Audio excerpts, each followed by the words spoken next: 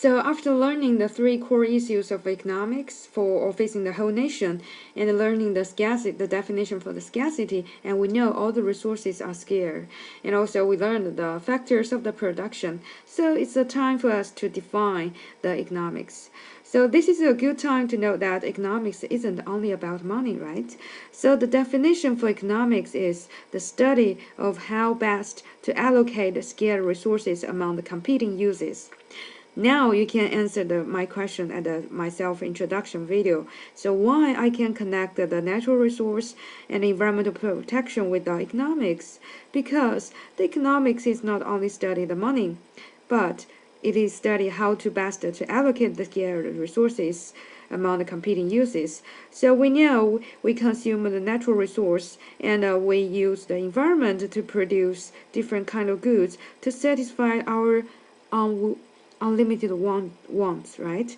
But in the same time, we need to consider to protect the environment, and we need to consider our offspring. How can we best use the non-renewable energy, the crude oil? So those questions can be addressed by the economics. So that's why I'm studying the economics but I connect the economics with the natural resource and the environment.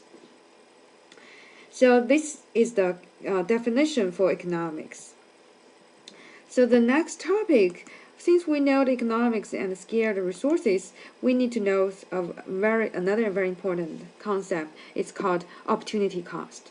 So opportunity cost is the value to you of the next most desired good forgone to obtain some other higher priority goods.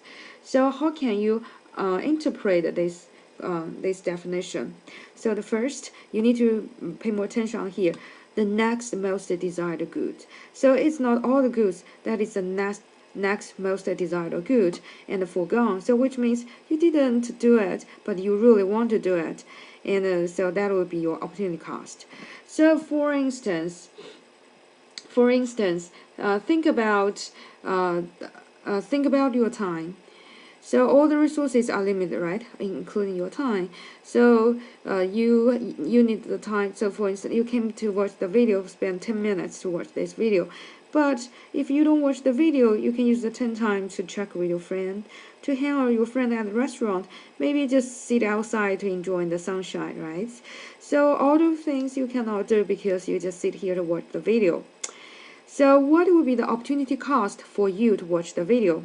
So that is not all of them. The thing you need to consider, the thing can be considered as your opportunity cost to sit here to watch the video is the best alternative. So you need to first compare watching talk with your friend, hang out with a friend in the restaurant, and sitting outside enjoying sitting outside enjoying the sunshine. Compare these three to consider which one can bring the most happiest feeling to you. So that choice will be your opportunity cost.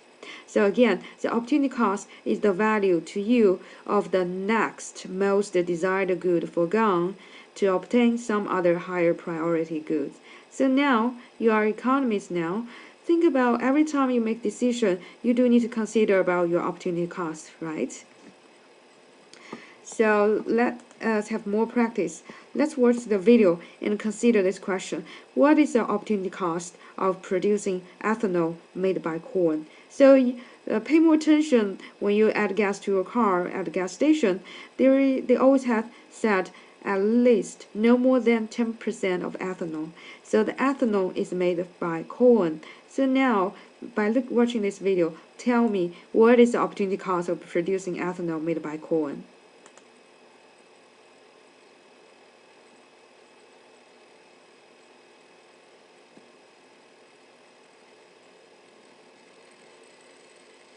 The farms of rural America produce around 39% of the world's corn every year, but not all of it ends up on dinner tables. Instead of feeding the hungry, almost half of the US corn supply goes to making ethanol in order to power American cars. As RT's Christine Frazar reports, this has many asking, which is more important, food or fuel? It is a process that comes with a price tag. The American way, not just from farm to food, but from farm to fuel.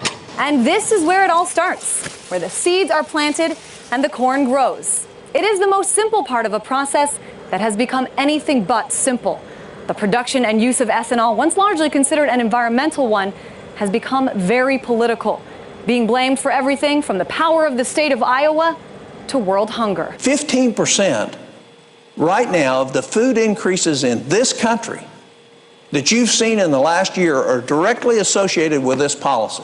That policy, a subsidy paid by the U.S. government to encourage the production and use of corn ethanol.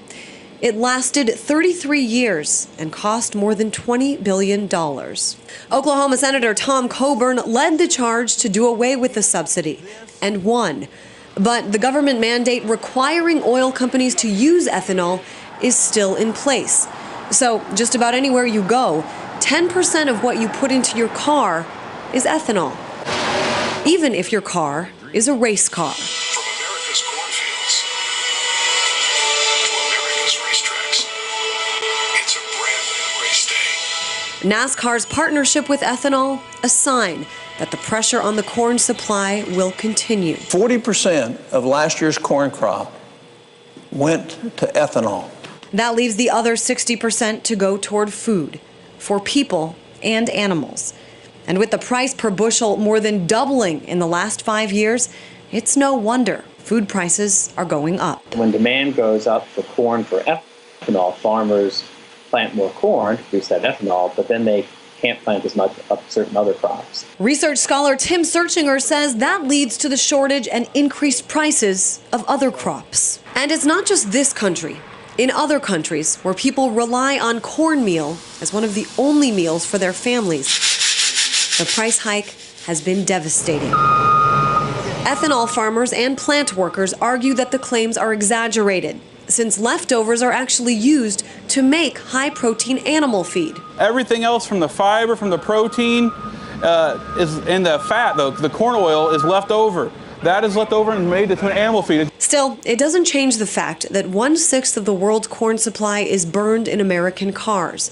That is enough corn to feed 350 million people for an entire year, raising the question of fairness in the increasing competition between fuel and food. In Iowa, Christine Frizzau, RT.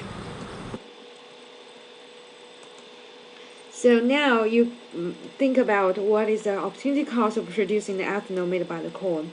So the first question you need to ask yourself is, okay, if we don't use the corn to make the ethanol, what can we use corn for? So obviously, based on the video, you know the corn can be used to feed the people and animals. So that's really important. So the opportunity cost of producing the ethanol made by the corn, that is feeding the people and feeding the animal. So you see, it's not very hard to find the opportunity cost, but many times people have hard time to realize the opportunity cost. Every time you make any business decision, even the decision in your life, try to ask yourself, what would be my opportunity cost? Is that worthy to make that decision? Because money is not enough. You really need to consider the opportunity you give up, right?